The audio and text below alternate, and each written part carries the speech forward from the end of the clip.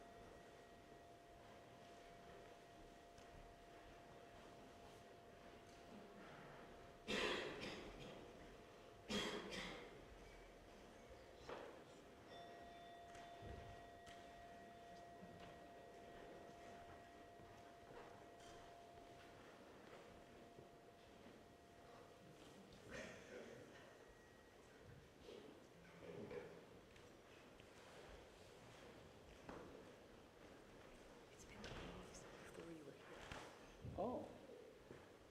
Really? Does someone have a really nice gong on their phone? Is that it going off? It's time to meditate. I see. Oh, good.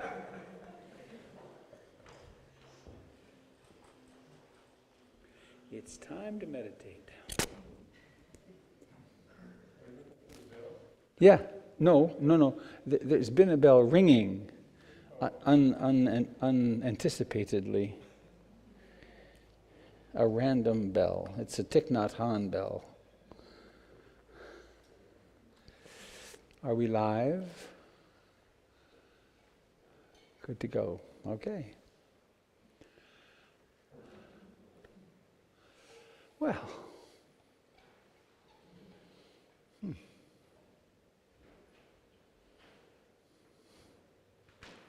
Good morning.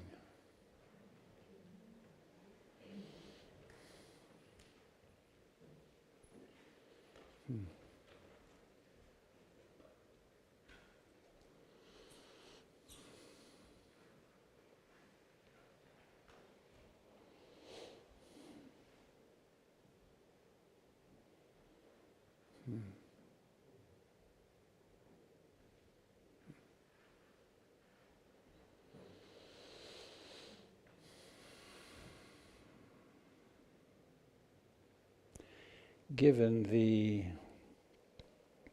vast instability in the world and the holy law of impermanence,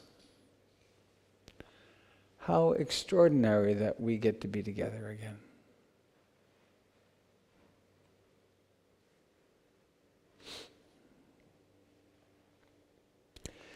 So please join me. Does anybody I thought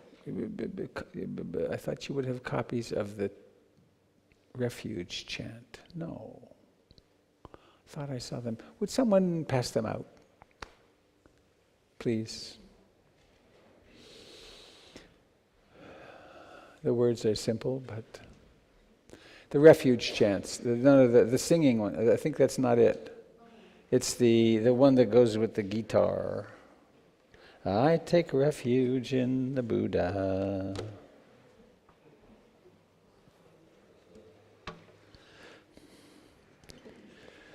I almost put on finger picks this morning, but my fingers got anxious.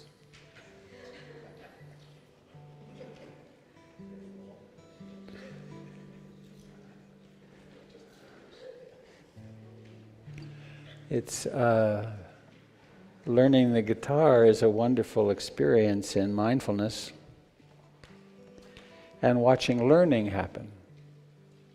And yesterday, a leap happened where the fingers started working automatically, and I played so long that my fingers are real sore. It's so interesting. That which we do, we have to practice very mechanically for a long time, and then it becomes natural. Actually, the brain research people have shown how to learn a new habit or a new skill takes a lot of brain resources for a while. And then once it's learned, the resources diminish way down. And of course, that's what the practice of mindfulness is. We're practicing with, takes a lot of work at first, and then it becomes totally automatic. Well, maybe I could. Let me see. Can I tolerate the fingers? No, use the pick. So, refuge in the Buddha, the Dharma, and the Sangha.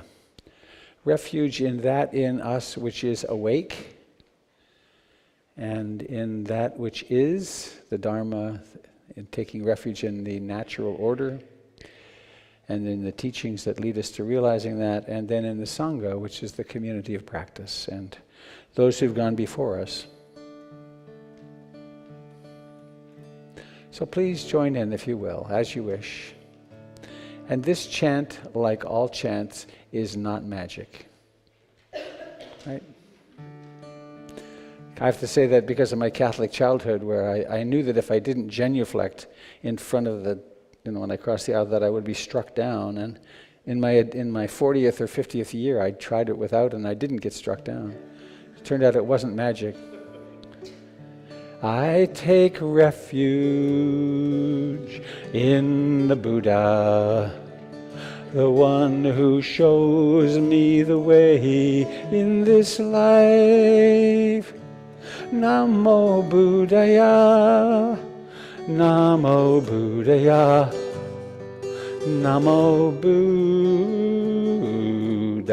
Buddhaya. I take refuge in the Dharma, the way of understanding and love. Namo Dharmaya, Namo Dharmaya, Namo Dharmaya.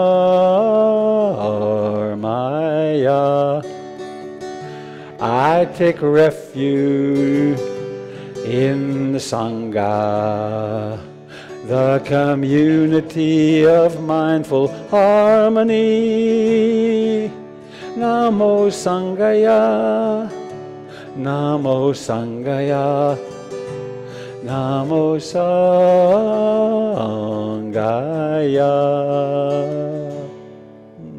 Beautiful. Namo Sangaya.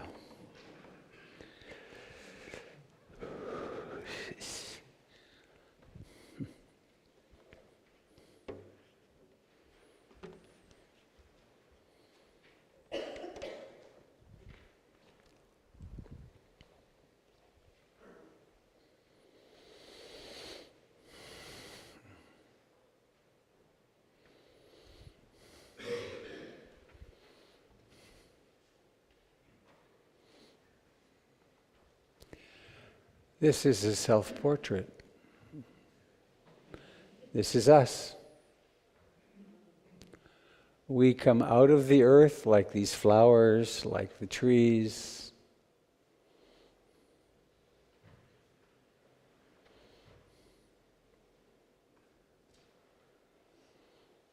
Quite exquisite, isn't it?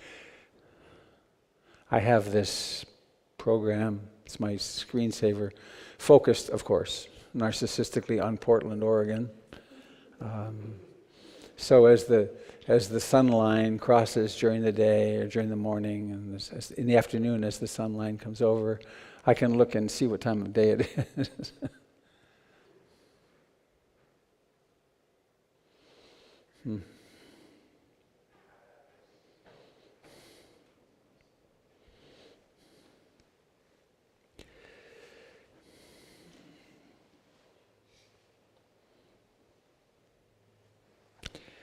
Today's Dharma reflection will be on the second foundation of mindfulness, on Vedena, or the pleasant, unpleasant, or indeterminate,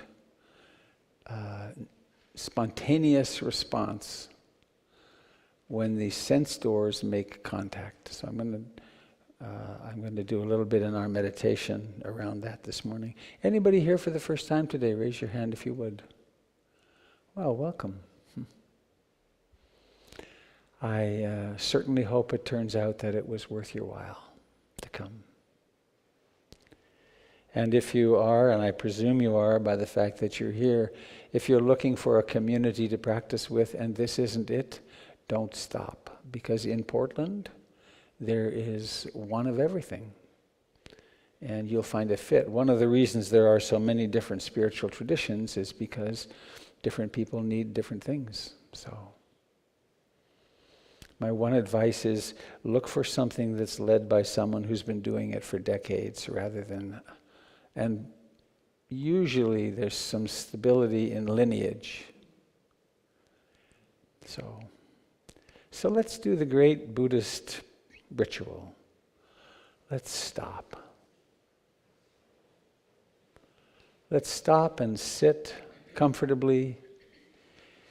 The Buddha sat cross-legged because he was from a village in India, and not because it's the ultimate spiritual position. If you're not comfortable sitting cross-legged, find a chair. The Buddha also wasn't a Buddhist, and he didn't teach Buddhism. Buddhism is what has accreted to the teachings. It's stuck itself onto the teachings over the years, over the not millions, thousands of years. And there's a lot of the stuff that we believe is essential for spiritual practice, which is actually cultural. So let's sit and be here.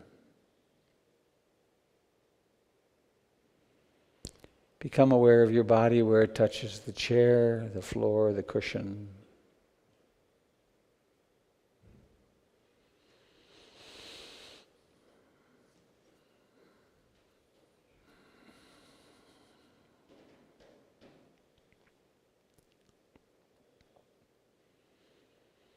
Notice the fact that the body breathes.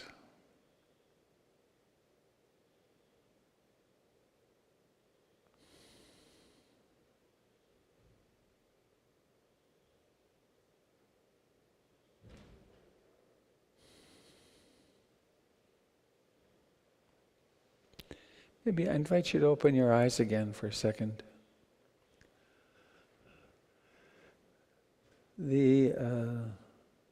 This picture of us, of our home, doesn't show what you can see in some photos of the earth from space.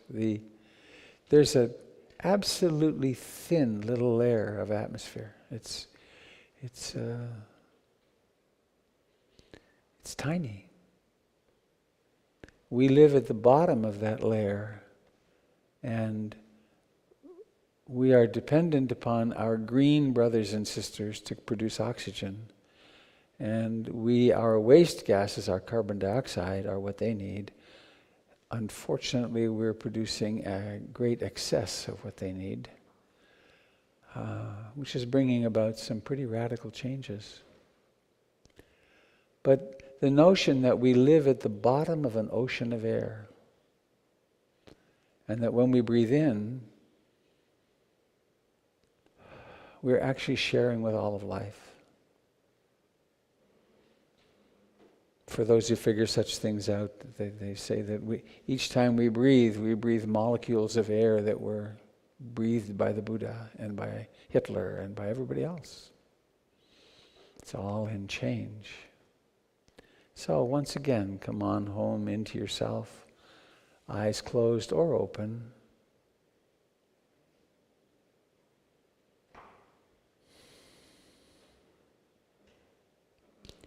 To pay attention to the sensations of breathing is not metaphorical or intellectual. Awareness meets sensation.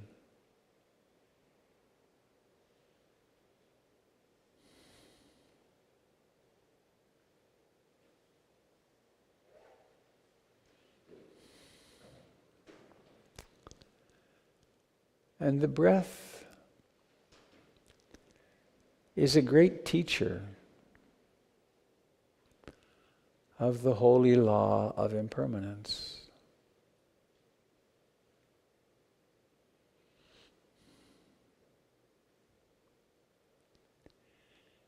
Every single thing on this side of the Big Bang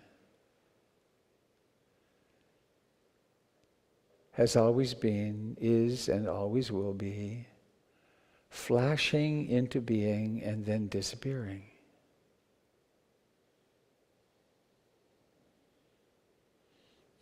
The only way to sanity is to acknowledge and embrace this law. All of our suffering comes from resisting it.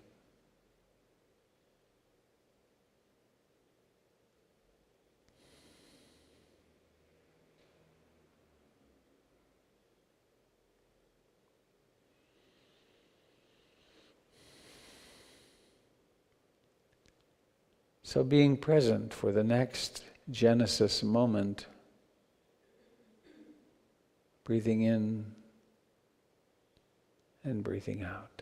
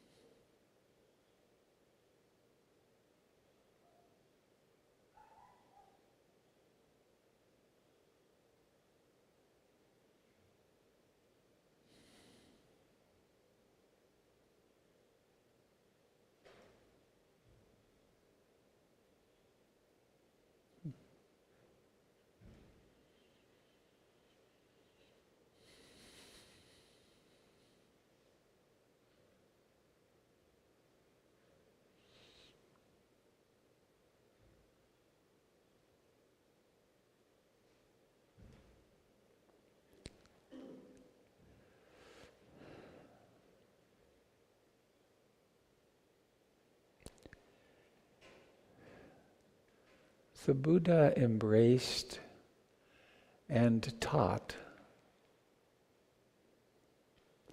the scientific method 2,600 years ago. Because this is not a teaching about blind faith. In fact, we are invited to have the experience of the Buddha.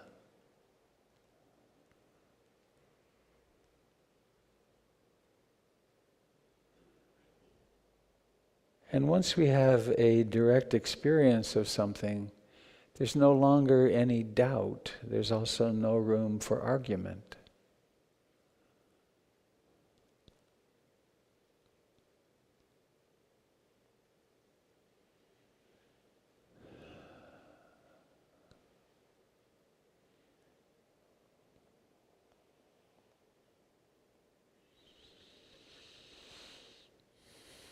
So as we sit, we carry out the great experiment. Is there anything that lasts? Do the thoughts which arise last? Do the sounds last? Do the moods last?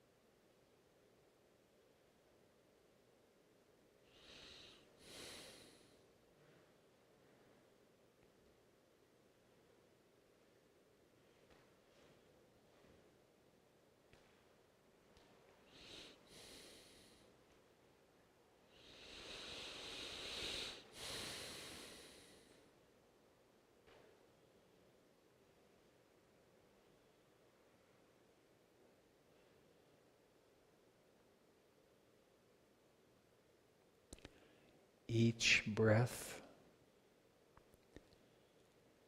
has a beginning. It doesn't exist, and then it does.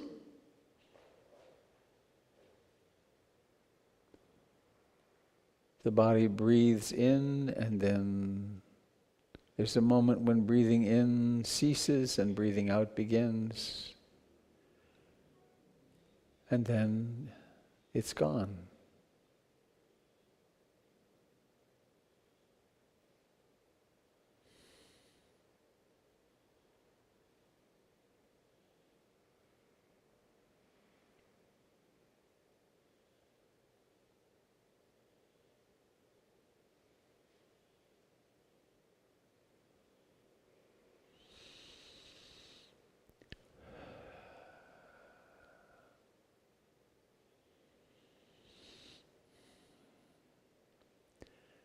As the body breathes in,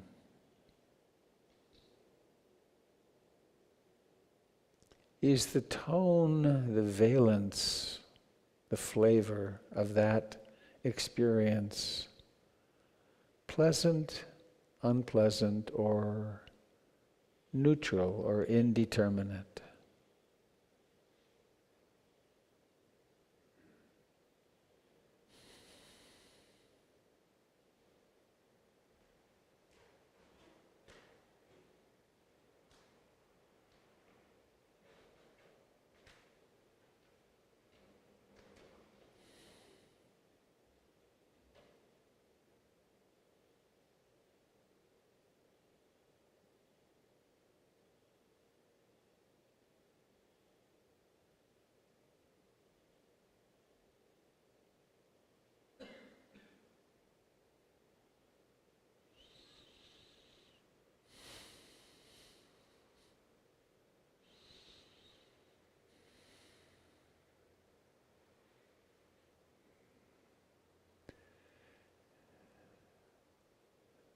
When the mind wanders off,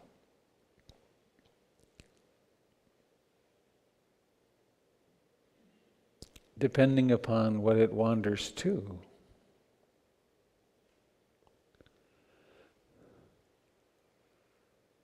is that experience pleasant, unpleasant, or indeterminate?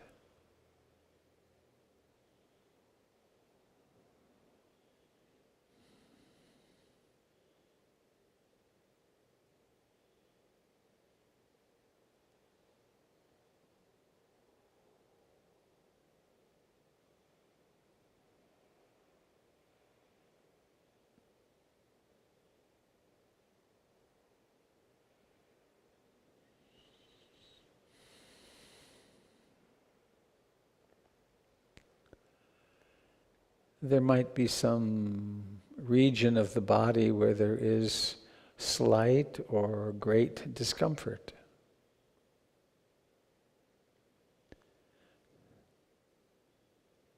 What is the Vedena tone of that? Pleasant, unpleasant, or not yet decided, or indeterminate?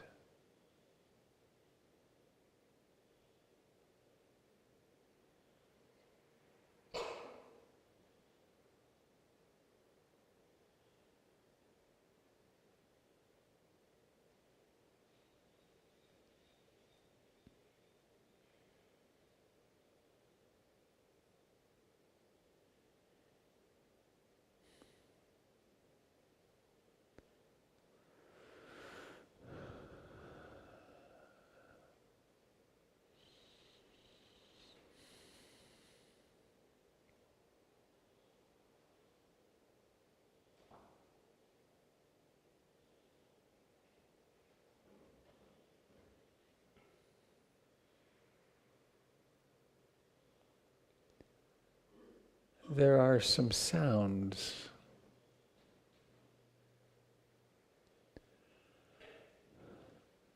Sounds from close in, sounds from further away, the sound of this voice. Is their feeling, tone, pleasant, unpleasant, or indeterminate?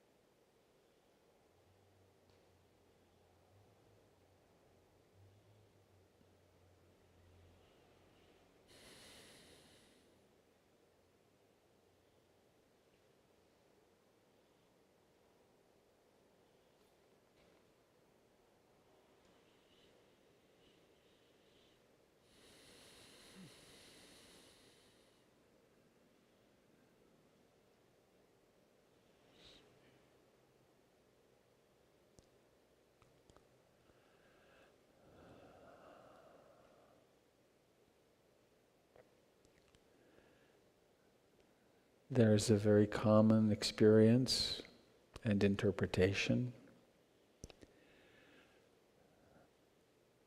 When the meditation is pleasant,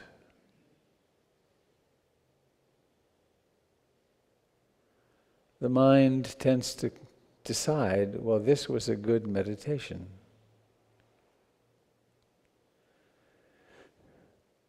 When the experience is unpleasant,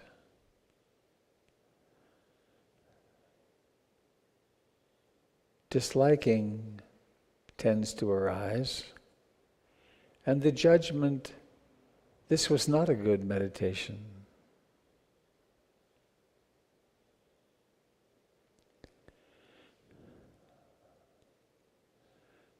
This reactivity, this misunderstanding,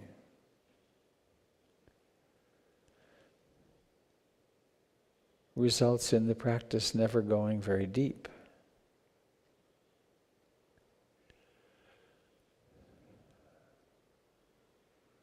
Because pleasant and unpleasant are there in, or neutral, are there in every sense contact. And sometimes our lives have many unpleasant experiences.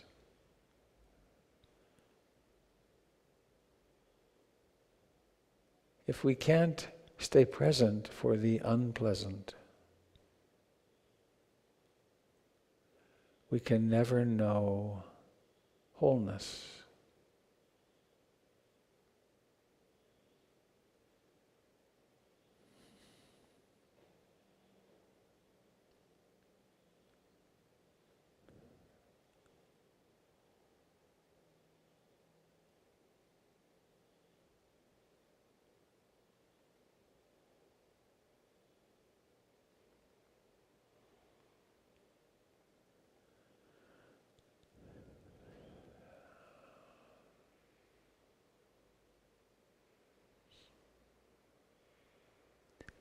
So let us come home to in-breathing and out-breathing, while not banishing or trying to banish thoughts or emotions, body sensations.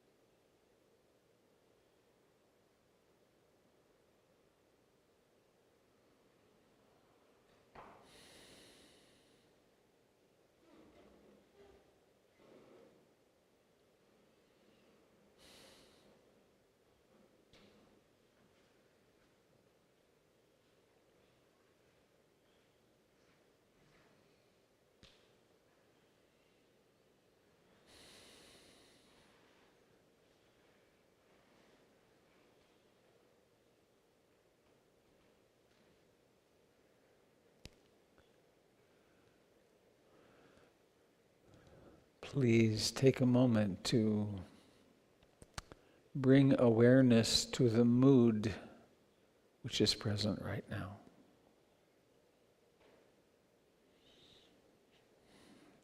While evanescent and changing, mood is directly experienceable.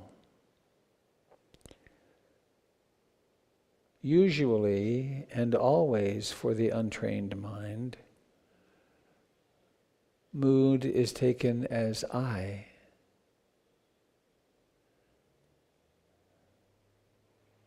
So the world is perceived through a mood which makes the world pleasant or unpleasant, good or bad, enjoyable or worth resisting.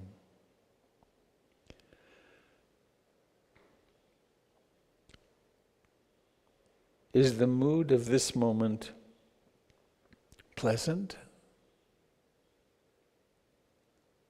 Even really mildly pleasant? Or unpleasant? Or undetermined or indeterminate or rather neutral?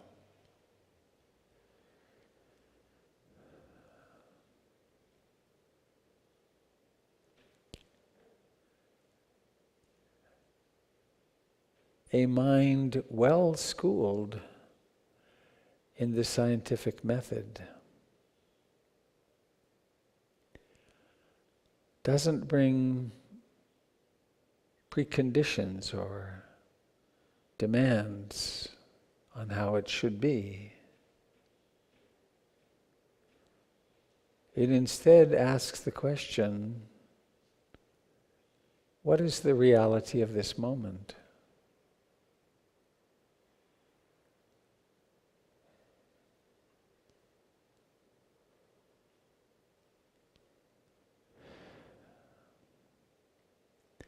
Such a mind is also capable of receiving the results, even if they contradict one's hypothesis.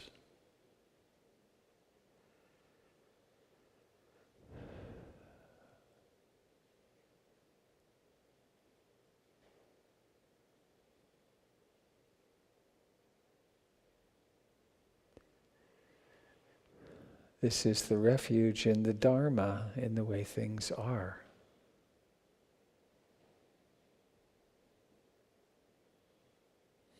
Breathing in and breathing out.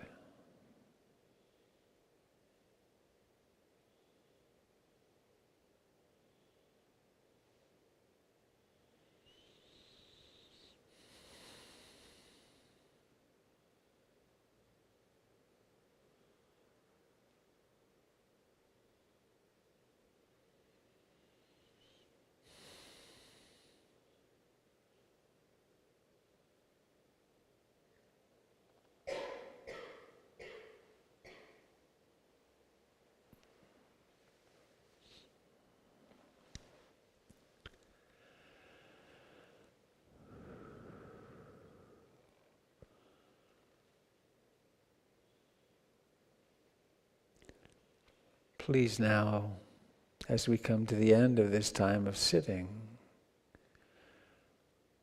notice the prompted intention to allow your eyes to open. Prompted because it's coming from the outside. And then observe the process that happens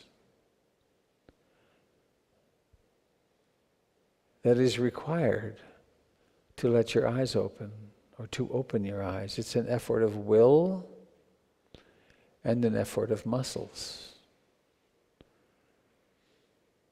And then watch what happens. Become aware of what happens.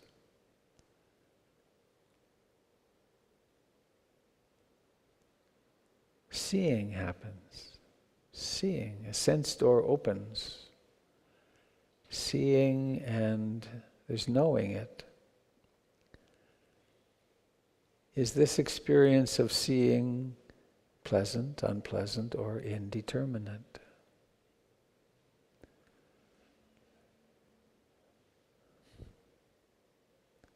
Are the objects in your visual field uniformly pleasant, unpleasant, or indeterminate, or are they varied?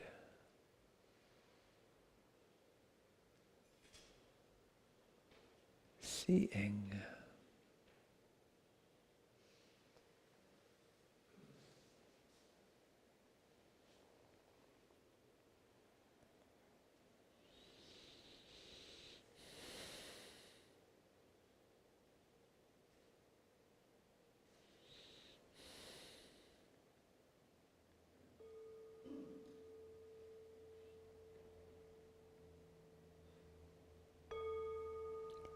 Is the sound of the gong pleasant, unpleasant, or indeterminate?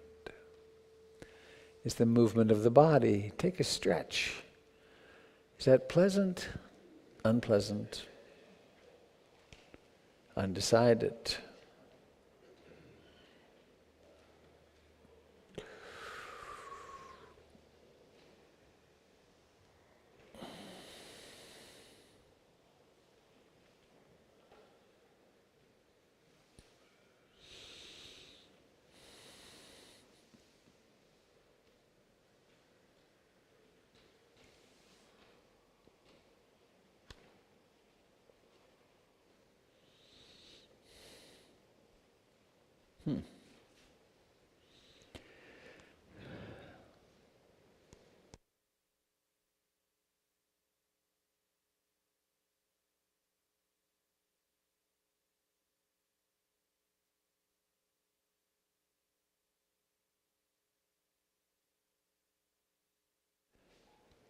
Pretty darn pleasant seeing on my end.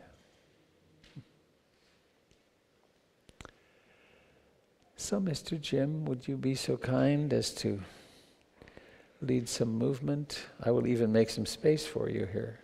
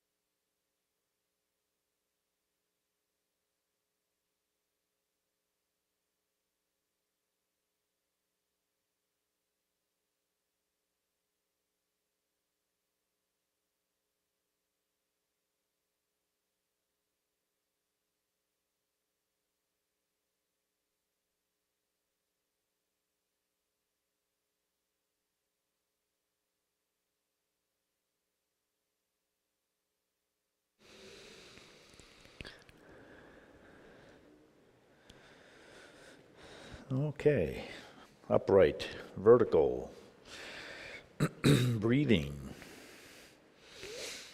touch with the earth, through the floor, in touch with the sensations at the bottoms of the feet.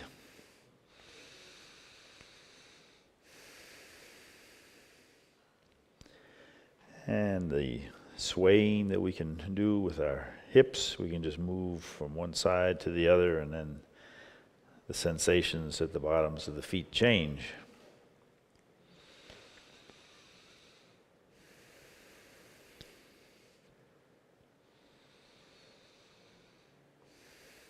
We can turn the center, move the center of gravity around in a circle. Feel the changes along the bottom of the feet, the back of the legs, the front of the legs, the hips.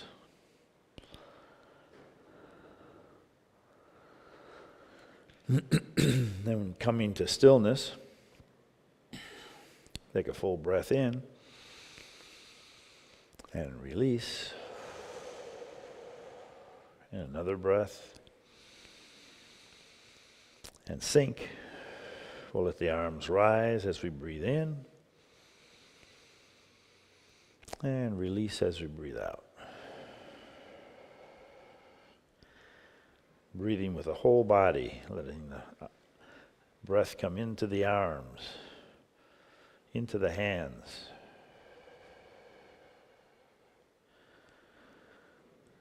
Let the breath come into the knees.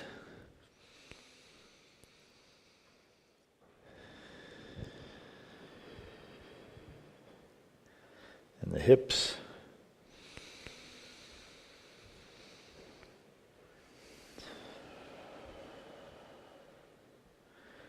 And we'll start the same way, lifting, but then opening. Coming back to the center and sinking.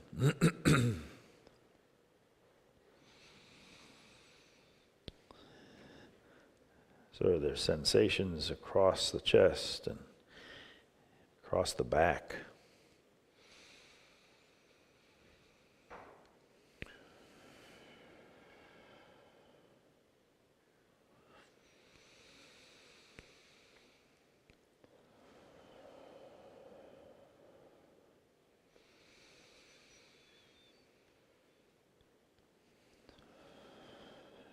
So just staying in touch with the entire lifting, opening, and returning.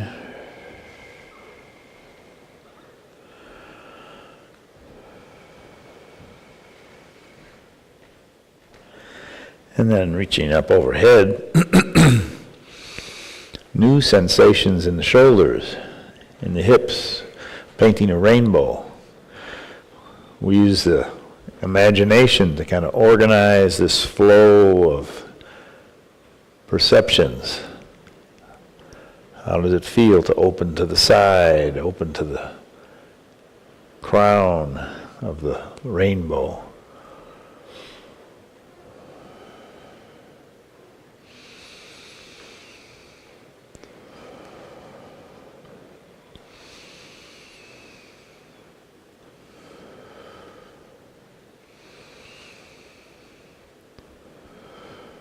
And then imagining a cloud and separating the cloud into two sections. Lifting. Penetrating the cloud and opening.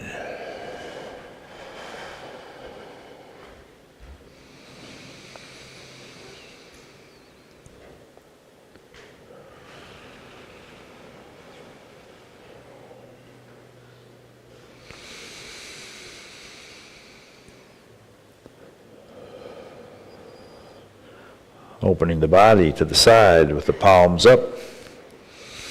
Bringing one hand in, pressing with the other hand. Reaching the end of the stroke and turning palm up, palm forward.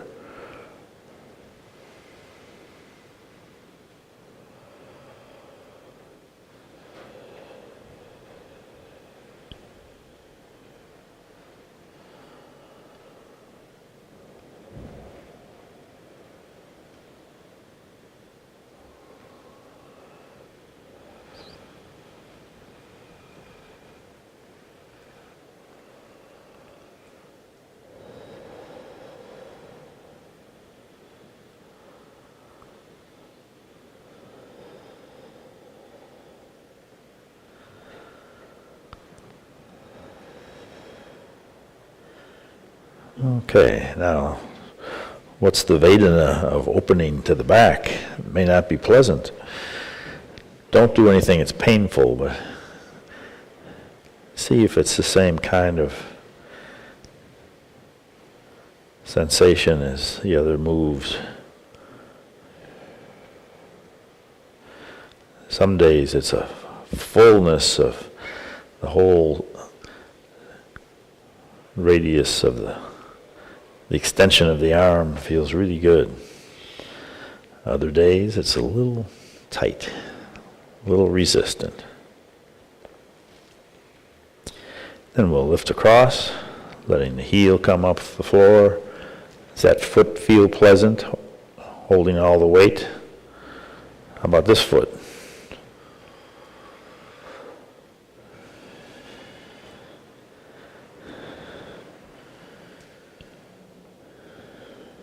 hearing.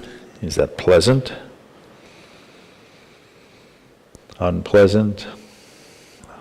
Undecided?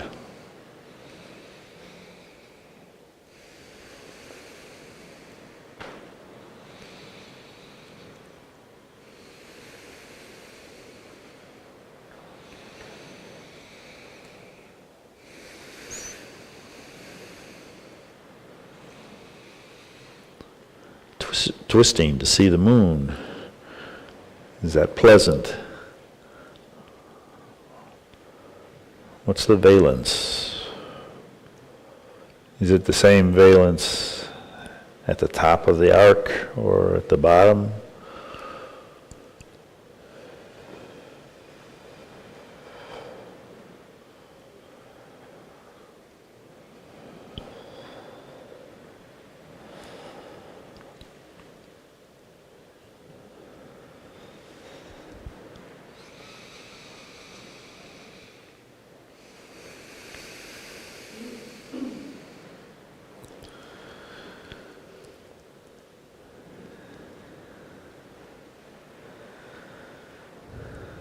Pressing across, fingers pointing up,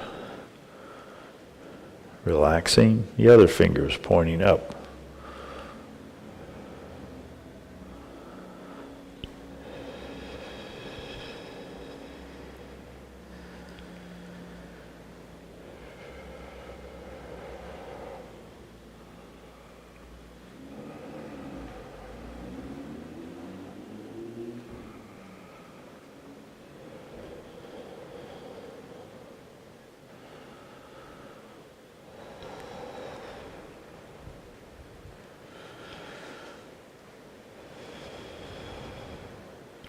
And reaching across and focusing on the palm of the hand. For me, this is pleasant. Moving across the sky like a cloud, letting the shadow follow underneath. I've probably done it 10,000 times. The more I do it, the more I sink into it.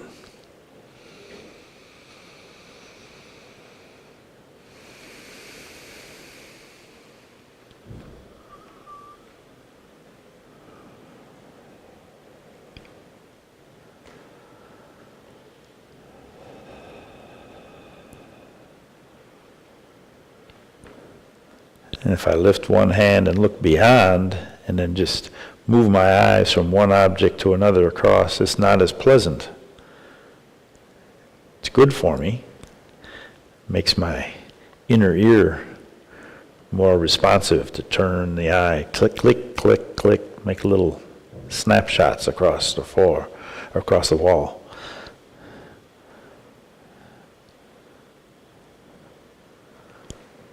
But what's good for us isn't always pleasant.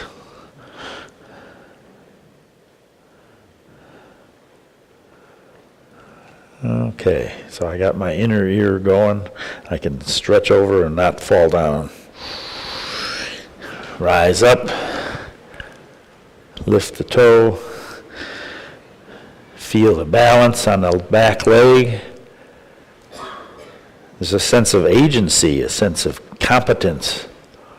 Balancing the arms out and feeling composure, collecting, riding the waves, another imaginative exercise.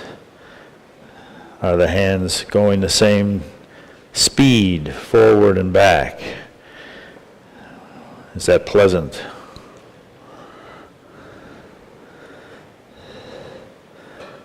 Opening and coming together.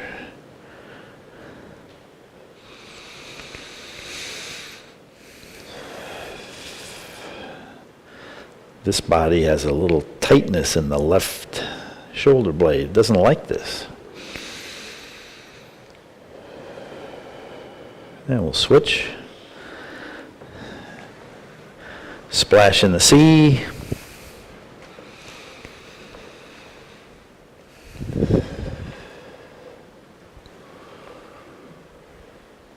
The left knee doesn't like this.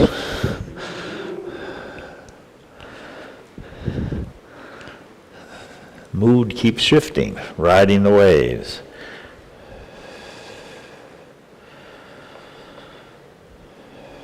Much better.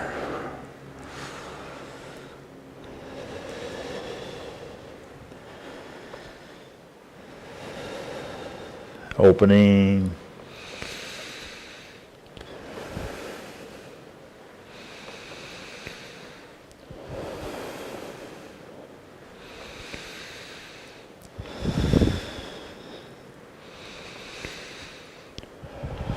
Okay, coming back to the center, finding our balance, both feet with approximately equal weight, sinking into the knees, making a fist, rising up like a dragon rising from the sea.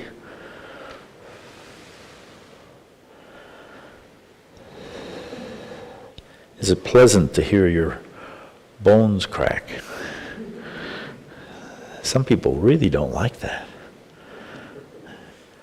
And then they project that on other people and then they apologize.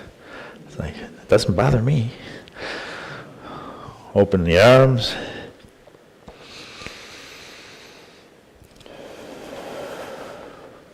Rise up on the toes. Again, there's a sense of agency when we reach the top and we're not wavering.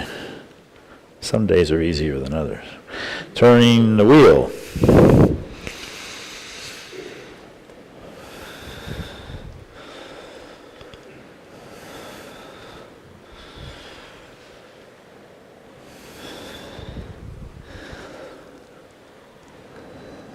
Moving in the other direction.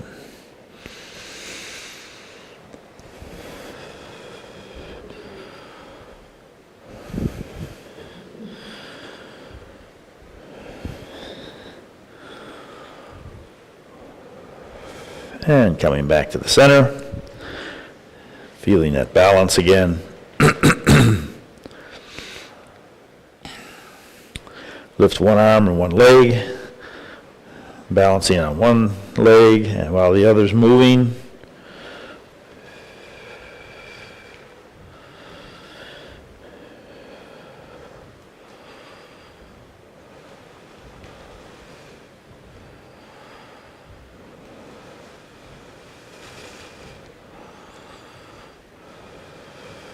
Okay, then we'll sink, rise up. I did this Tuesday morning in a assisted living, and the National Guard buzzed us.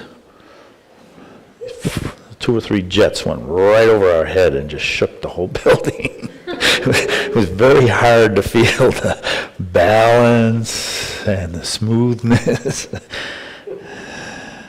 Unpleasant. But today,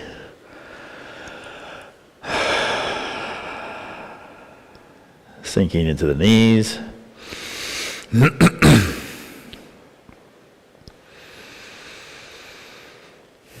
Just feeling the effects of all this movement. Noticing vitality in the body. The rhythm of breathing. Sensations at the bottoms of the feet.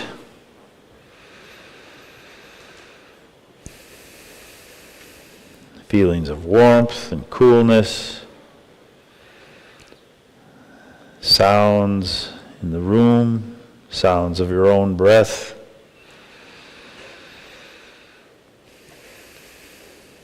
If we stood here long enough, we could hear the traffic outside.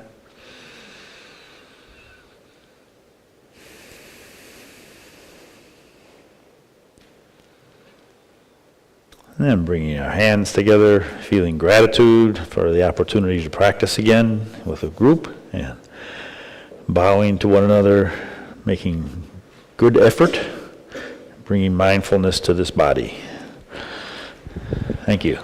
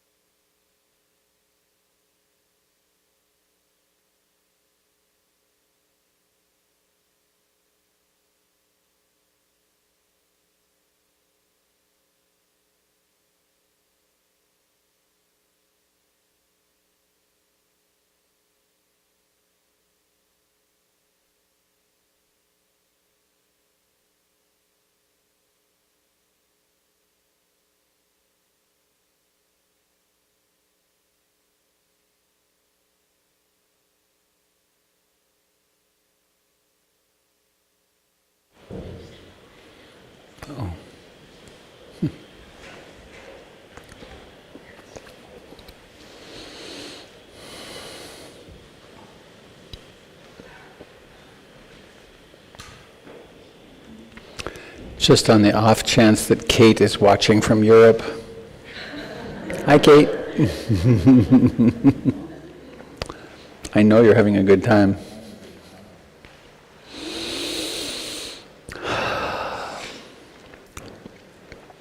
I just looked over to see the Donna box and remembered it's in the Kate's office. So I will get that immediately after. I'll task someone to get it. Would you get it, Jim, right after we're done? Here's a key. You got a key. That wooden box is the vehicle which transforms your work, your financial resources into Dharma. So I invite you to use it, and even more, I invite you to become a member of the Stewardship Circle, which is a monthly contribution of some amount, any amount, which does the same, but helps us budget better.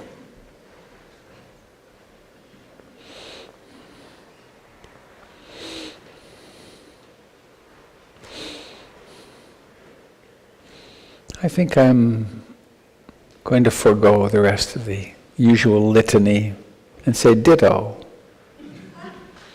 Well, I guess, this is important. I shall be away the next 2 weeks. My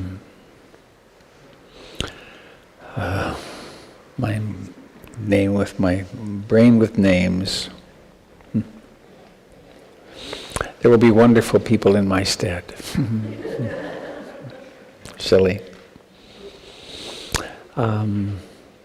There's still time to hack out 2 weeks from your schedule and join us in Nelson, British Columbia from Sunday night through the Thursday of the following week. This is a very unusual retreat for me in that a monk, I got a letter 8 months ago, an email from India, from a monk who is the abbot of 5 monasteries. And he wrote saying he'd like to come on my retreat. And I thought it was a joke. I didn't reply. I was like, I'll get back to this sometime. And then he wrote again. And I wrote him back and said, are you sure? Because in the morning we dance, to rock and roll, and we do some very unusual things, as well as the usual sitting and walking. And he wrote back and said, that's exactly why I want to, in very formal English, that's why I want to come. I've been watching you on YouTube. So this monk from India and 2 of his students and a lay person are coming on the retreat, which gives me a little bit of pause. Yes, I will truly be found out now.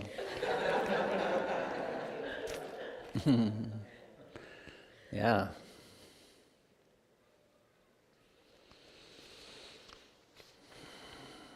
And if that is too long or too far or too short time, at the end of July, I'm doing a week at Breitenbush, or a few days, 5 days at Breitenbush, which is, I believe there's still space. So come and do a retreat. It'll change your life.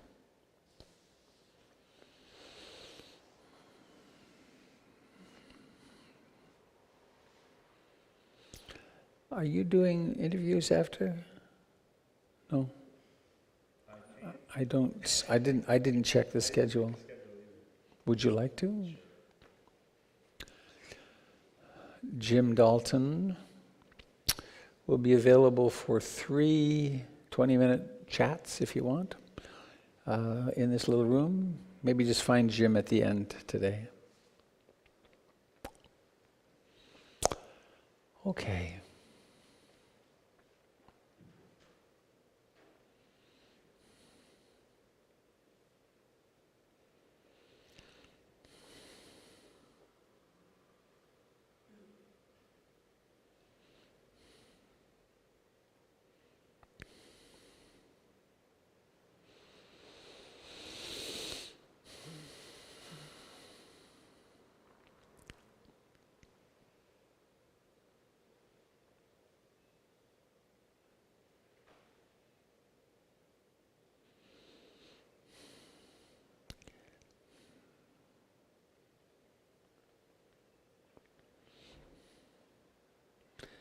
my own practice and understanding of the Dharma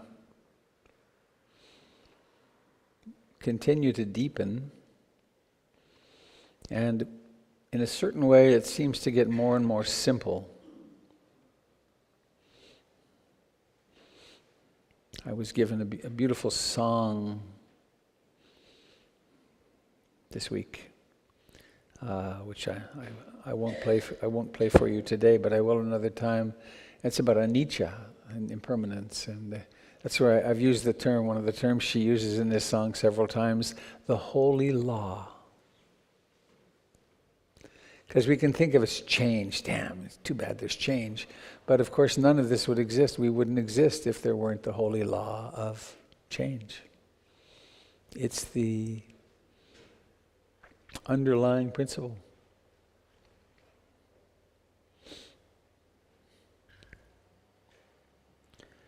These teachings from the Buddha, in their incredible elegance, speak of, given this reality of constant, utter change, there also seems to be a capacity that we have as human beings to put our toe in the water or put our oar in the water. And because change is happening, we can do mid-course corrections. We can change, we can move from having a fate into having a destiny, for Carl Jung's term. But we do that through being awake and realizing what's happening. This is what's happening now, and this is what I'd like more of to happen in the future, or this is what I'd like less to have to happen in the future.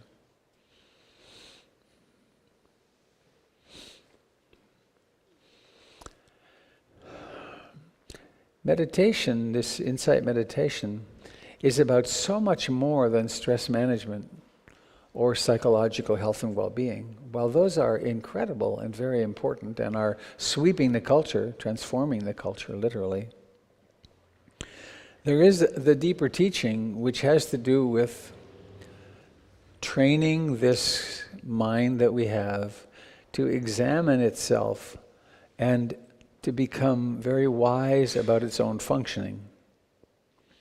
And there were two examples of how we can metaphors, I guess, similarities to the scientific method. And how when we can see the mechanism of something, we can then affect it. I meant to bring the book with me from my office, but this would be close enough.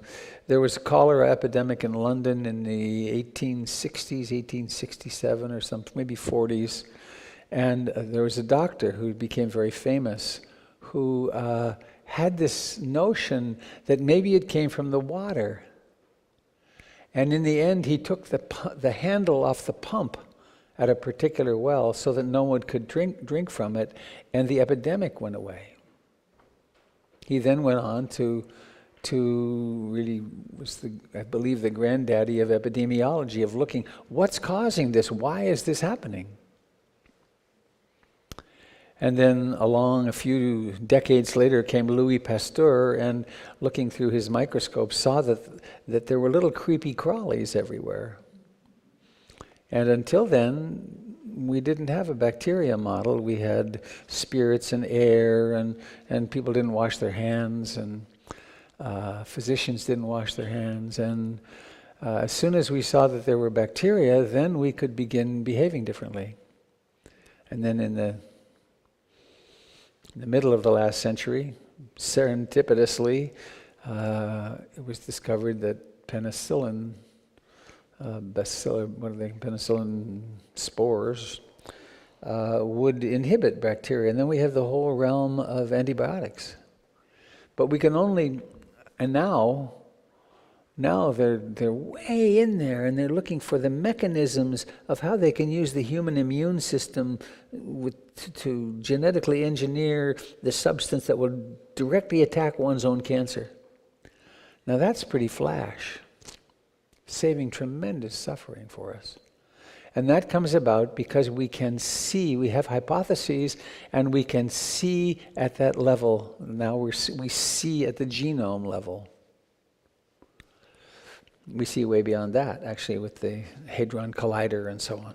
So, what is it that we would see, or we do see, as we use the scientific method to drill down into our own beings? And I invite you to come up and look at this afterwards. Please don't put fingers on it. It's hard on it. This is a painting that was done in Kathmandu. I bought it 25 years ago or so. And around the outside of it here is the oldest psychological diagram in the world. It's the 12 steps of dependent origination. And I could give 2 or 3 two-hour talks about this, but I'm going to give a quick run through of part of this cycle, because down here something's very important.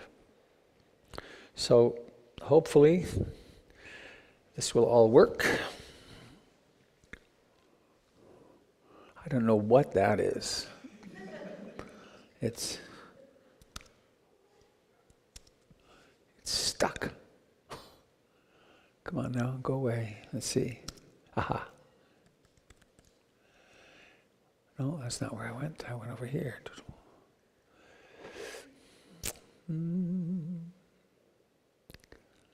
Here we are. PowerPoint. Okay.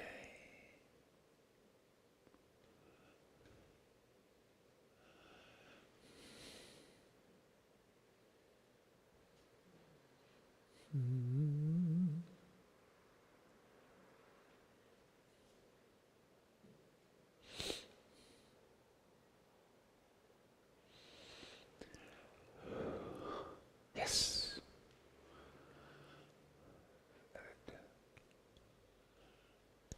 When it works, pleasant, right? Pleasant. When it doesn't work, unpleasant.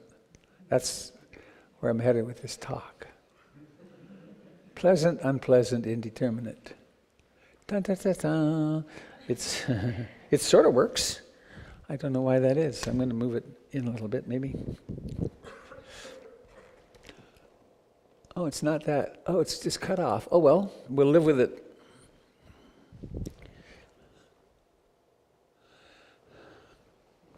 Now, if I hadn't had 50 or 70 failures in electronics teaching, this could be very unpleasant.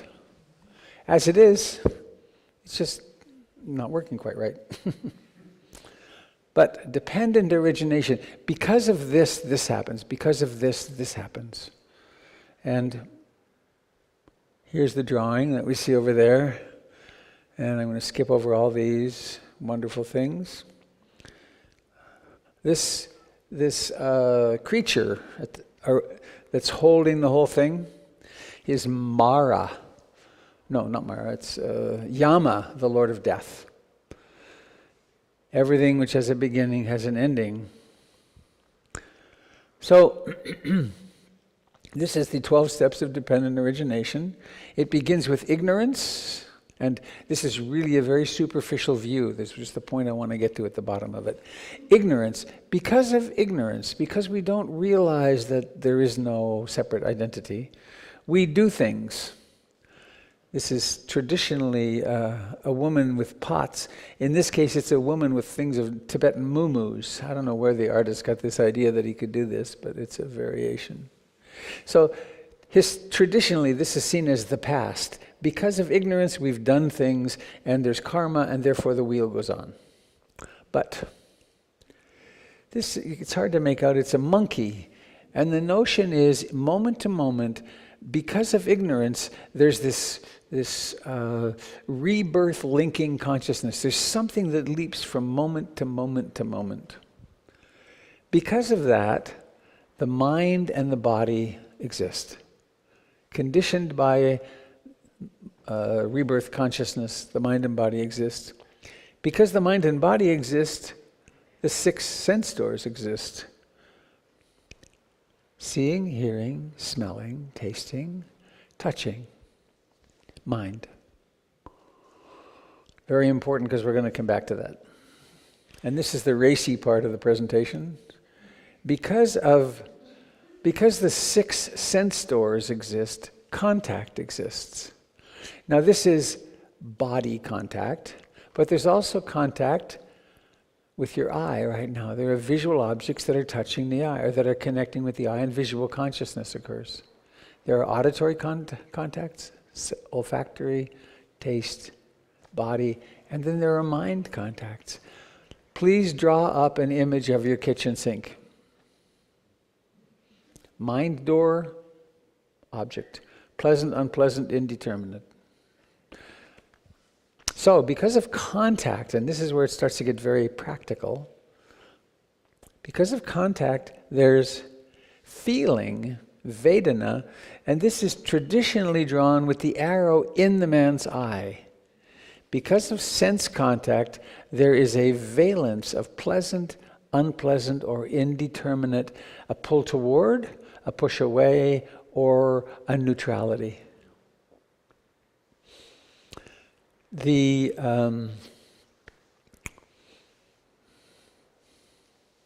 understanding is, and it seems very true to me, that everything up until this point is robotic. It depends upon previous conditioning. If we have an eye, there's eye contact, and then there's feeling. If we have a body and we touch it in some way, there's feeling. But from here, feeling conditions craving.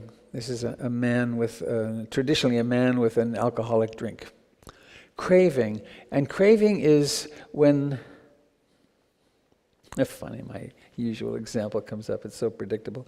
When an unopened container of Mother's taffy cookies appears, craving appears. I can go through this supermarket and I'm zooming along, nothing, and there they are. It's amazing. It's not a bad drug of choice. Though too many of them makes one feel pretty rotten, I've discovered. So, Mother's taffy cookies exist, contact is made with them, and there's craving, and then if the craving is not observed carefully, there is grasping. You can't see it at all. It's a monkey reaching for fruit. There's grasping, there's action toward getting it. Because of action toward getting it, there's pregnancy, there's becoming. Because of becoming, there's birth. And because of birth, there's sickness, old age, lamentation, and despair. And whoosh, we go around the circle. Now, going back here. I hope this isn't too utterly fast, because I think it's a good lead-in.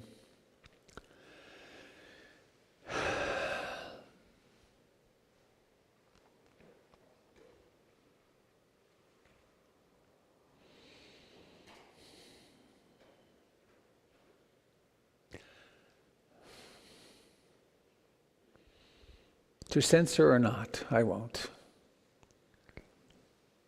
Let's say we're presented with images that tell us that our country is being overrun by foreigners and that we're in great danger. And those images are presented in very they touch us in very visceral ways. The impulse I want to do something. I want to do something to feel safe. The wanting is wanted to be acted upon. One thing I might do is I might go buy an assault rifle, right? Because I want to feel safe, I might act in this way. This is not why I'm sharing this particular level with you. This is not a theoretical something. This happens at the macro level and the micro level every day, thousands of times. Then if I have this impulse to do something, I might act. And I might act, for instance, toward my safety, and England could be leaving the EU. And we act because we're acting toward what we think of will bring us pleasant feelings. I spent a I spent a whole night really late till dawn with Ruth Dennison one time on a talk about feelings from Ajahn Buddhadasa. And in it, he talked about how world politics, local politics, personal decisions, everything is run by these feelings, by this pleasant, unpleasant, and indeterminate. And actually at Ajahn Chah's monastery, there's a sign, there's a bunch of signs with his sayings, and it says in first Thai and then in English, if you haven't begun to be aware of your feelings, Vedena, not emotions, this is feeling, you haven't begun to practice. So for some of you, this might be the beginning of your practice today. So let's go back and do another one through, simpler perhaps. Whoops, wrong way. Contact.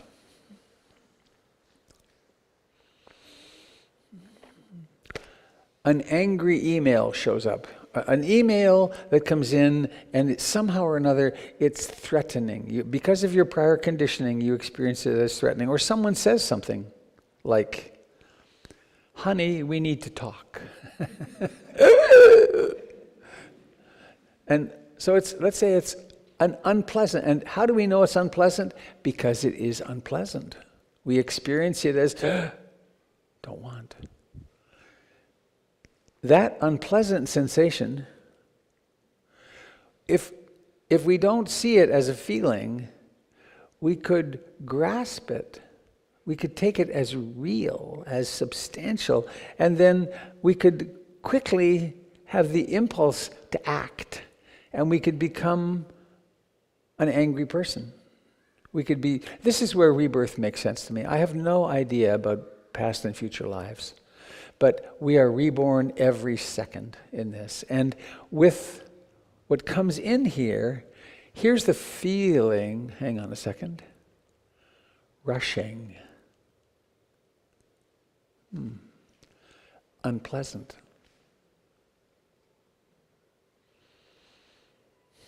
How many lectures have you been at or talks where the person was hurrying? Almost always. It's culturally normative. What's the real message that's coming from that? Anxiety. There isn't enough time.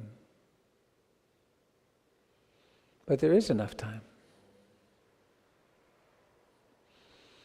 So,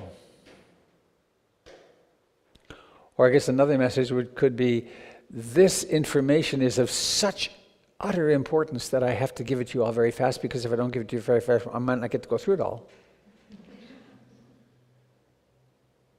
Well, I don't want to do that, so I'm going to try to be conscious of speaking more sanely. Let's think of it another example. A very organismic one. You touch something that's too hot. There's a spontaneous craving to let go of it, and you do. Feeling comes down to us through the evolutionary process of billions of years. And so of course we need to move toward, we're hungry and a nice smell arises and we can go in that direction and, oh, here's something to eat.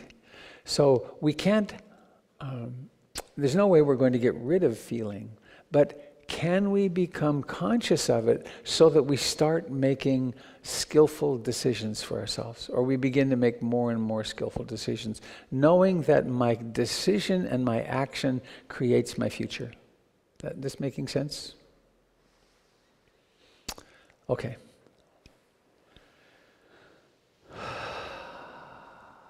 One more example.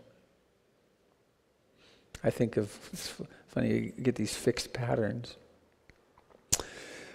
You remember the terrible tsunami in the Pacific, Thailand, and one of those tsunamis. I was looking at pictures, and I think I was preparing to give a talk on feeling. And I looked at a picture that was hundreds of bodies, very graphic picture. And I was so like, oh, God. And then into that came the realization that that could be me or my family. That could be my beloveds. And then very quickly on the heels of that is, oh, I want to do something. And right in the corner of the screen was a Red Cross square that said, donate here.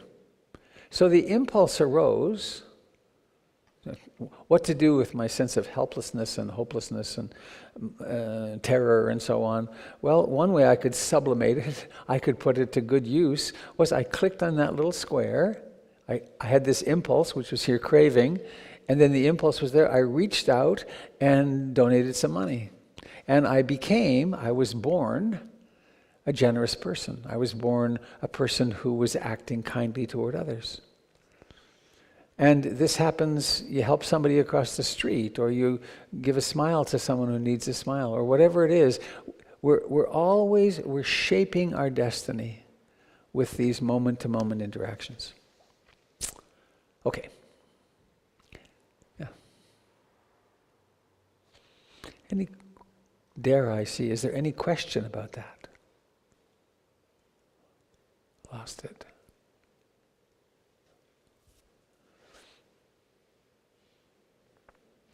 Okay, please. With the Vedena step, you've sometimes been saying pleasant, unpleasant. Yes. And other times you've been saying pull towards, push away. Is the pull towards, push away the next step? Absolutely all simultaneous. When it's pleasant, the pull toward is, that's the... So the pushing away is not craving, that's Vedena? Thank you, good question. Craving is both. Craving is I want it or I don't want it.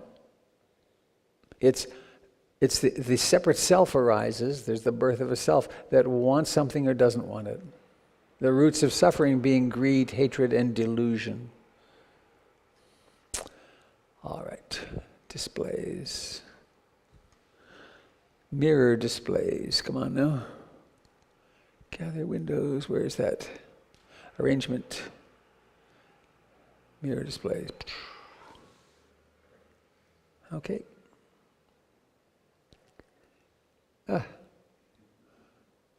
Unplanned failure. Doot, doot, alert. Slightly anxious moment. Oh, there we go. Yay! Okay. So, except the mouse is gone. Now, isn't that interesting? I don't see a mouse. Is it over here? Look, it's ran.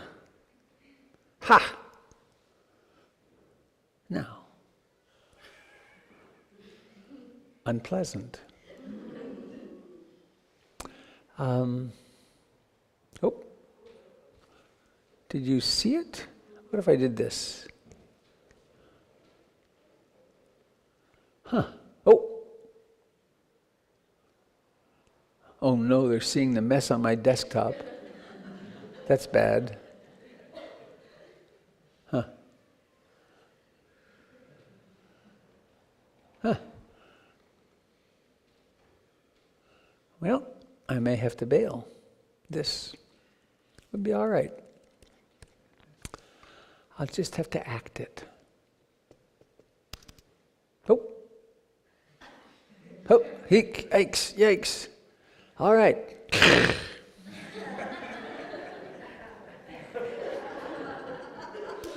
Would somebody push the button twice? Please, thank you, Connie.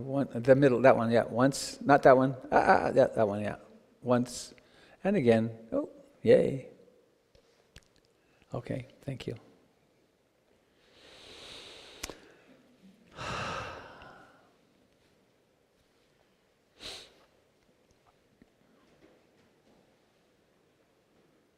Mm-hmm.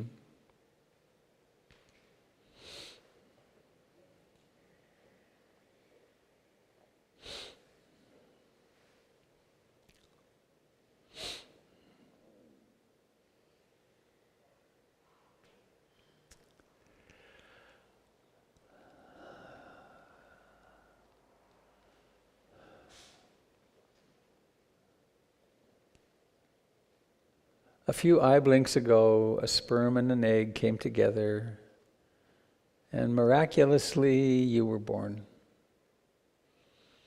And you were born with the sense doors that are necessary to survive as a human being. And they are seeing, and we see a little tiny fragment of the electromagnetic spectrum. If the electromagnetic spectrum were drawn from that wall to that wall, we literally see maybe this much. That's visible light for us. And that's enough, because that allows us to find our way around and to protect ourselves and to get food and so on, to mate. Then there's another sense door, which is ears. And I'll share an interesting little feature of this hall to you. When I'm speaking, does it seem to you that the sound is coming out of my mouth? To most people it does, right? That's because I'm sitting right below the speaker, and it's a heavy sucker. I hope it stays up there. But the speaker, the sound engineer that came, placed it there because when it's right above the speaker, the human mind doesn't differentiate it. If it were to the left or right of the speaker, we would differentiate perfectly. Like if I snap my hand here or here, you can tell from where you are. That's not the same place. That's because our predators came at this level. And because our predators came at this level, we had to know right where to turn. And those of us that didn't have that didn't get to pass on our DNA. So we've been selected to hear, seeing, hearing, smelling, sense of smell. Not much right now, but very important at times. There's a common experience across cultures that when you smell something bad, something that's not safe, or it's called dis-smell, this facial gesture. It's true for all humans. I did I lived in Switzerland for a couple of years. I worked in a lab the first year as a ski patrolman, and the second we were culturing blood cells. And we were trying to destroy some and keep others alive. And so I was given maybe 30 or 40 different poisons with which I would dilute down and try to kill certain cells, the mother's cells, and leave the baby's cells alive. One of my poisons was putrescine. And putrescine is the essence of what rotting flesh turns into. It's the smell of rotting meat. One drop of it filled the lab. Putrescine has a very predictable response upon anybody who smells it. It's like, ugh, yuck, shrinking away, disliking. We could think of maybe, I don't know, warm chocolate smell. That's one that draws me. Not everybody, though. So anyway, there's smells that draw us. Tastes, there's a little pantheon of tastes: sweet, sour, umami, which is the MSG flavor or sense. That's why we're so affected by it. Salt, bitter, right. For the most part, we eat because of aroma. And it's I was on one of my early retreats that I realized I only had aroma when breathing out. So breathing in through the nose, it's pretty dull. But then you breathe out. And that's why dogs go, because they really want the objects, the little whatever they are, to cross the membranes. Smell. Touch. Take a minute to touch yourself. Touch. It's a sense door. And I had lots of dental work in my lifetime, but isn't it interesting? You put a little of some substance in just by the nerve and there is no feeling. It's dead matter. Interesting. And then it comes back. One time I was told, be sure you don't eat anything for a while because we've numbed out so much that it will, you'd be bad. You bite yourself. And I happened to be near my favorite little drive-in place, and it'll just be all right if I just get a little. And when the Novocaine wore off, I had chewed the inside of my cheek absolutely raw. It was like nuts. So, live and learn. If they say don't go 100 miles an hour here, they probably mean don't go 100 miles an hour here. Touch. And then there's this mind door, which is so extraordinary. Where do thoughts happen? Do you have plans for this afternoon? Where do those plans exist? Everyone has a story of their life. Where does the story of your life get stored? I know that. Years ago, I remember coming across the notion, let go of your past. And I can't talk about anymore. I can't talk about anything that my parents did, especially those bad things, right? Because without saying, well, this is at least how I construe it. Because I have no idea how or who they really were. The modern memory research has pointed out how memory is completely fluid. They've been researching people over 30, 40 years now, having them tell their life story and then having them tell it again 10 years later, and 10 years later, the story changes. Big ways. So, mind. At the mind door come moods, come memories, come perceptions. So,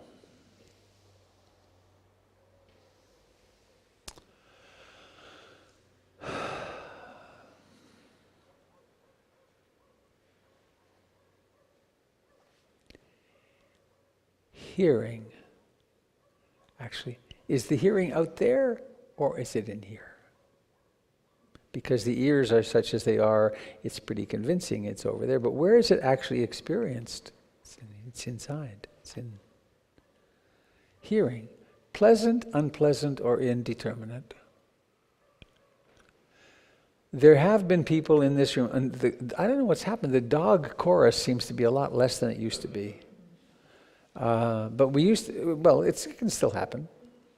The little yappy dog next door yapped a few times this morning.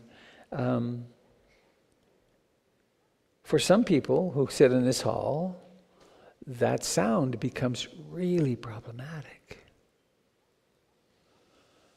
As can any sound.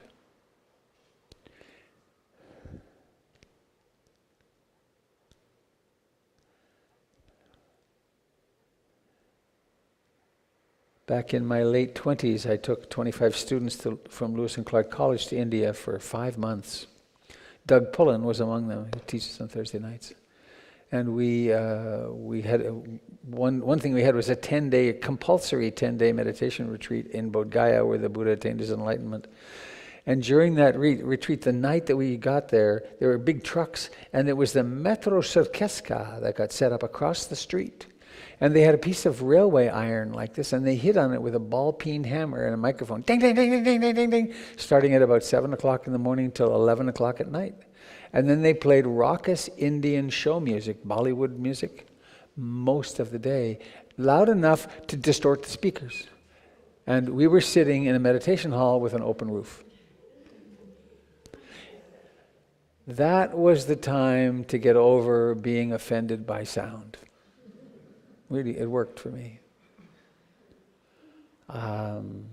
So what happens when there's well, here, let's have an unpleasant sound just for fun.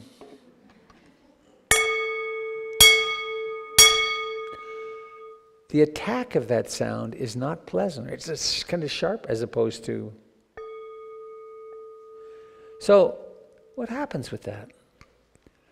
If I kept doing it, you'd probably get angry, right? Oh, stop it. Why don't you, as we do at sound sometimes. if you can back up to, that sound is being interpreted and therefore experienced as unpleasant. Now, of course, we do have to move away from sound that's too loud, though it's hard to do when you've got it stuck on your head on earphones. But it's part of our protecting our ears. We move away from sound, unpleasant sound. But if we have the ability to notice, oh, that's an unpleasant sound, we no longer are identified with it, and the mood or the disliking, the reaction, the judgment that would come up along with it, if we can notice that judgment as an unpleasant judging, we're not ruffled internally. We're able to stay in a place of absolute ease and watch how the mind goes through its paroxysms of liking and disliking.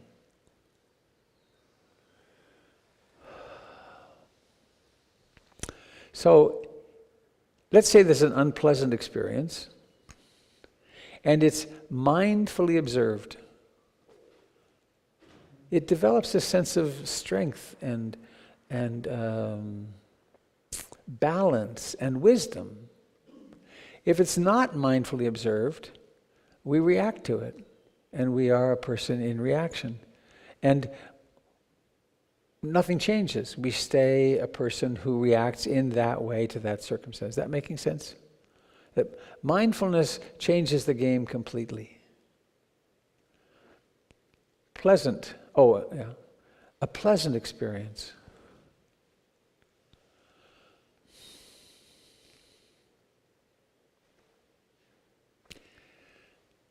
If we're mindful during a pleasant experience, we can perceive the conditions causing the pleasant, we can notice how the pleasant arises and passes away, and we don't attach to it because we realize it's a phenomenon that's beginning and ending.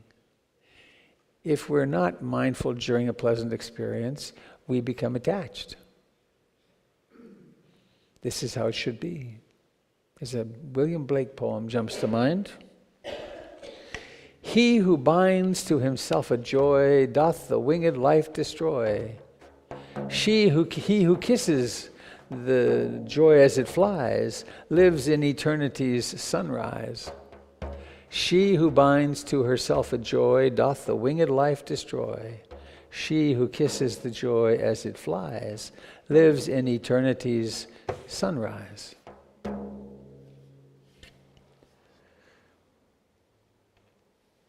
So how, this incidentally, I wanted, part of what I would have shown you with the slides. There's mindfulness of the body. There's 4 foundations of mindfulness, 4 pastures of abiding with mindfulness. One is the body, the physicality of the body. The second is this Vedena, or feeling. And it's a huge realm of practice. Then there's mental objects, mental formations, all the history and thoughts and so on. And then the mental objects, which are things like the 5 hindrances and so on. But this feeling, it is of such importance that the Buddha broke it out from all the others. Feeling, Vedena.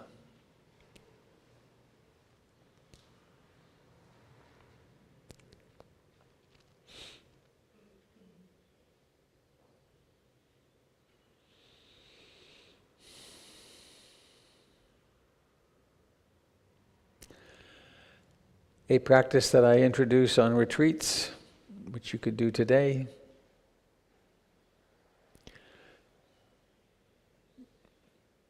Sometimes it's the grace at a meal that I most commonly go back to. To get a plate of food and then pause before eating and notice the hierarchy of feeling tones of the objects on the plate. The strawberries, right up there. The olives are right up there. The sweet potatoes, sort of, they're okay, you know.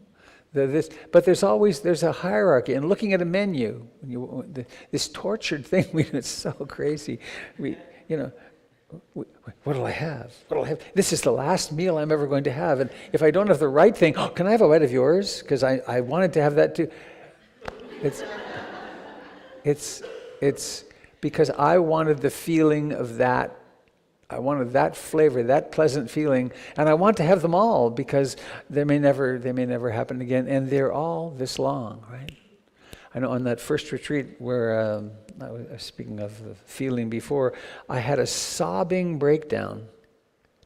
I was very concentrated, and it was summertime, or springtime sort of, and it was Santa Cruz, and they presented me with a strawberry shortcake with whipped cream.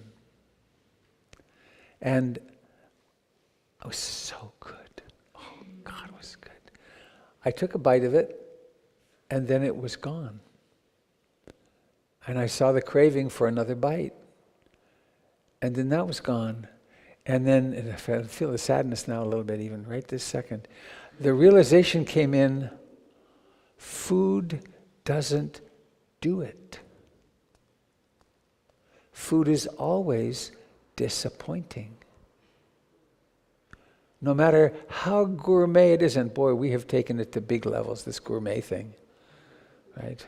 Hundreds of thousands of kinds of wine, and because this particular flavor, because this is a very refined taste, this will do it, and it never does it.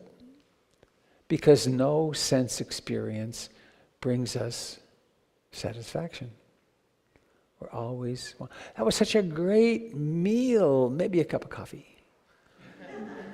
Or maybe fortunately I never had the cigarette thing, but maybe just a cigarette, or maybe something. So we move on constantly looking for the stimulation which will satisfy us, and they don't because they're all ephemeral. So, how to practice with that? To notice, this is pleasant. Kissing the joy while it flies. This is pleasant and it's gone. Something to watch with pleasant. When you get something you've really longed for and you're having it finally, to notice how the mind isn't really so focused on the pleasant, it's focused on how can I create the conditions that I can have this again. Pleasant, unpleasant, and indeterminate. Oh, I've missed indeterminate completely. Lots of things we don't notice. And that's one of the capacities that we develop in meditation. Have you ever noticed that meditation can be boring? Well, there's a stage where it's boring. At the beginning, people experience boredom. And people get so bored. I mean, they come to interviews and it's like, I'm dying of boredom. And it's, boy, with this electronic gizmo thing, we're really setting up ourselves and the next generation to suffer terribly when we can't have our stimuli. But boring. So let's say we're sitting in meditation and there's apparently nothing happening, and there's just boredom. It's like, well, what to do is to interest ourselves in something as just essential as breathing, and to become interested that each breath is different from the one before, and that this second actually is alive, and we can go from boredom into absolutely enraptured attention simply by paying attention to the details. And that's the skill we learn, how to pay attention to the present moment, even when it's not a high stimulus moment. It's not pleasant, it's not unpleasant, it just is. And so we pay attention to something seemingly neutral, though there's the old Zen story of the young monk comes to the Roshi and says, this breathing is so boring. I mean, give me another object to pay attention to. And the Roshi grabs him and holds his head underwater for a long time. Nothing more said. It's like, boring. This is our life. if we can't tolerate boredom, meaning if we can't tolerate not constantly being stimulated, how can we possibly hope to do the inner work of observing the arising and passing away of phenomena? Right? That can only happen when we're capable of being with pleasant and unpleasant in their extremes and in their minuscule forms, so that we can actually watch their arising and passing away. So I invite you to make of Vedena a practice. When you're driving in traffic, this is a funny one I had a few months ago. I was driving home, not in a hurry, about 50 yards, 70 yards from a light, the last light between here and my home, and it turned red. And I noticed this disliking. It's like, it's like, what? How interesting. He says, I'm going to have to put my foot on the brake now.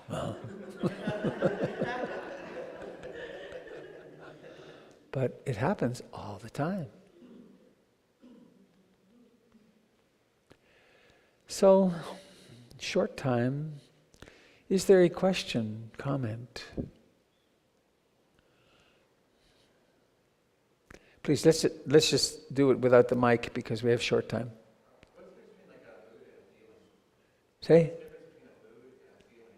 A mood. Oh, thank you for that. These feelings, Vedena, isn't an emotion. These are at the moment of contact, it's liking, disliking. Moods and emotions are much more complex phenomena. They can be pleasant or unpleasant. They have those characteristics. And I don't know, mood and emotion, I think they're pretty overlapping. And aren't they powerful? I live with kids. Just reminded, someone asked Jack Cornfield one time, do you ever get angry? And he says, I'm married, aren't I? But to notice the micro moods and the micro reactions to what happens, it makes the meditation so interesting. I mean, I can overhear what one of the kids is saying in the other room and have an emotional reaction to it. And pleasant, unpleasant. And it goes both ways. But to watch them arise and pass away, there's nothing I need to do. And also, they're not going away. These judgments and opinions and emotional responses, they're very programmed. But I don't have to act on them. I don't even have to act on them internally. It's like, oh, there's that. Interesting. And I too am married, and amazingly enough, my wife has some habits that I don't like. just little things.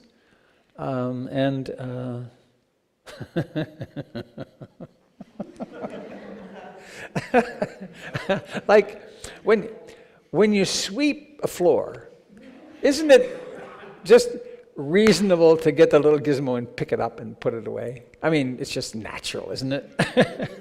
And, hearing. It's had. Now, there probably was someone in this room who had, let's just be brave, did anyone have a disliking response to that phone going off? Yeah. And so we could have a disliking response, and then we could have a conditioned response that would be, people should turn off their phones, and why didn't, and you know, actually I actually have some signs for the doors, to please turn off your phone. Or you're testing me. Or it could be, isn't that interesting? Depending upon our conditioning.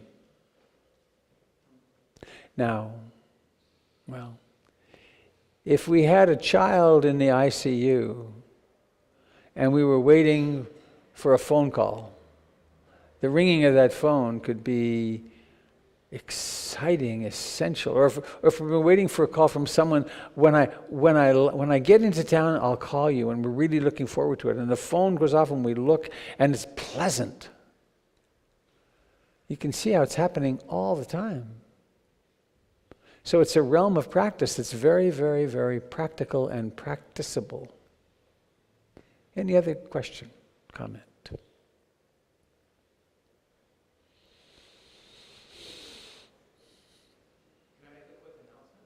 Yeah. Come and announce here. Oh, if I can find it. There it is.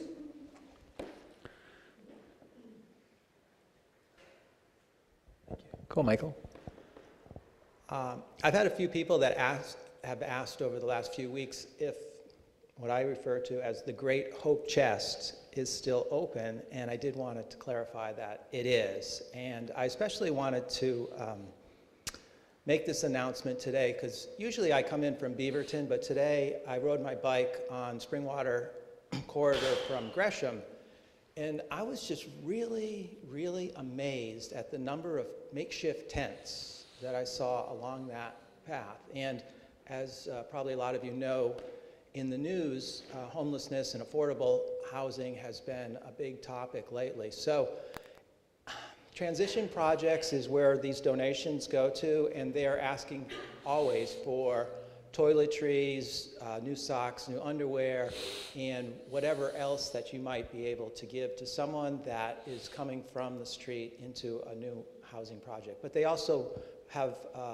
services for those that are living in the streets as well. So it's not a lot that we're doing here, but I think in aggregate, it all adds up. And so I want to encourage everyone to continue to provide whatever you can for transition projects, and I'll bring it there. Thank you, Michael. So, what was the feeling response to the image of the homeless shelters, the homeless tents? I had one. And to Michael's announcement that here's a way we can help. There's an emotion, there's a feeling response to that. Yeah. Was it the mental image that was unpleasant, or the mental thought object you touched that wasn't necessary? So there's within the mind door, right? There's like mental visual, and then there's mental thought. Yes. Which part was unpleasant? It could be either way. There's an for me. It happened so fast. I was, here's the sadness. Oh boy. Driving down some street recently, I saw this collection, a new collection of shanties. And in that driving, I suddenly was back in India with the shanties. And the miles of them, and then came on that an interpretation that this is the direction we're heading. We're not sharing well, and the empire is imploding, and so standards of living are dropping. This all happens in a heartbeat, and just the suffering of it. When I first went to India, I was very young. 23, and I saw a lot of things that I thought were sort of quaint and interesting. People living outside in boxes and stuff like that. The second time I was 10 years older. I didn't have children yet, but I found it quite disturbing. And I know now that it is a very challenging thing for me to see the 1% of the world's population is in refugee status, my friends.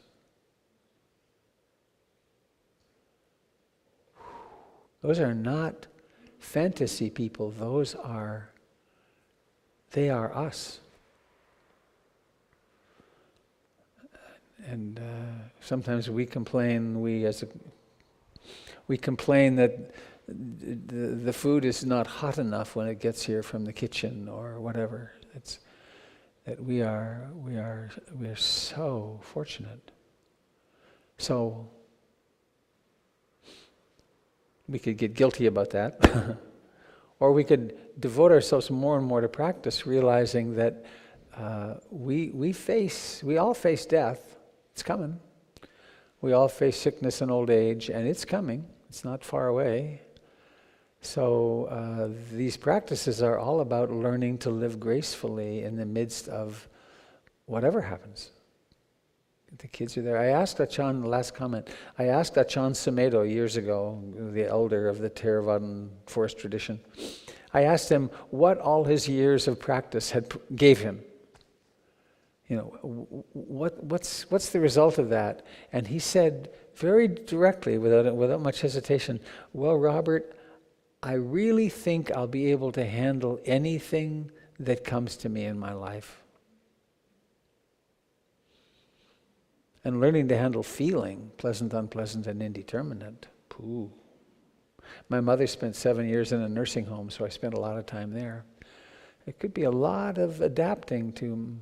In her case, she had a stroke, and she got a dislocation in the first few days, and then her arm was like this, and it was dislocated, and she had sensory feeling, but no muscular control, and she couldn't release it. So it was like this, and it was dislocated. Hurting. Phew. Be nice to know how to get spacious and notice, unpleasant, disliking. And one last PS. On the other side, when the pleasure is here, when pleasant is happening, why not notice pleasant? Yes. This is that side of the equation. This is that side of the wave. Oh, this is really pleasant, or this is exquisite. And to fully engage with that. So it's about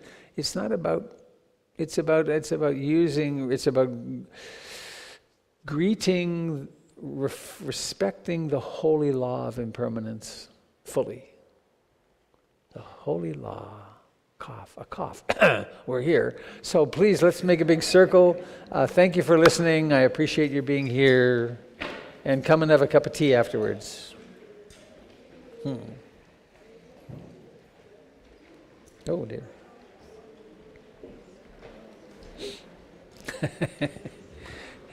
You will be flogged.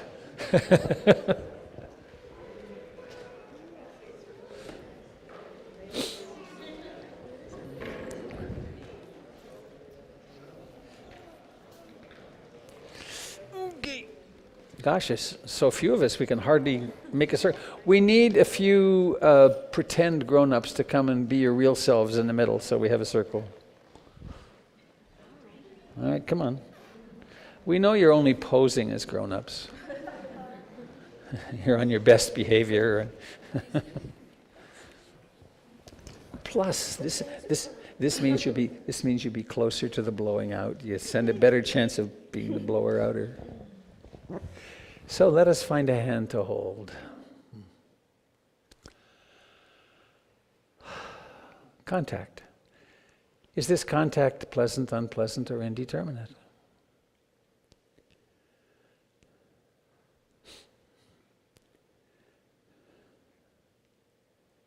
Sitting, breathing. And we can conjure up a thought. Maybe a thought of blessing. What would be your deepest, most loving, generous blessing to the person on your left?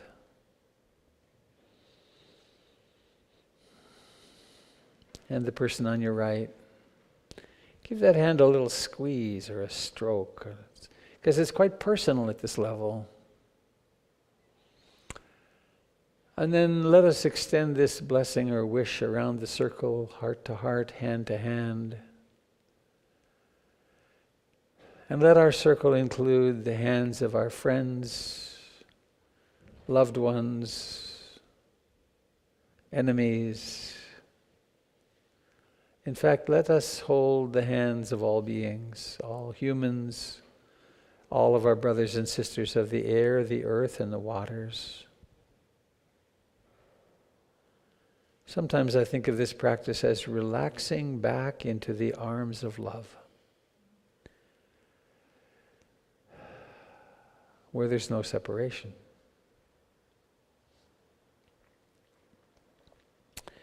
And are you going to sing? You too? It's a duet. Great. All right. Those are two very bright faces. Look at those. Now you have to get close. Have to get close to the microphone.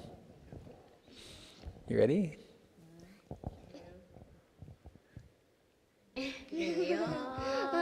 Beings be happy.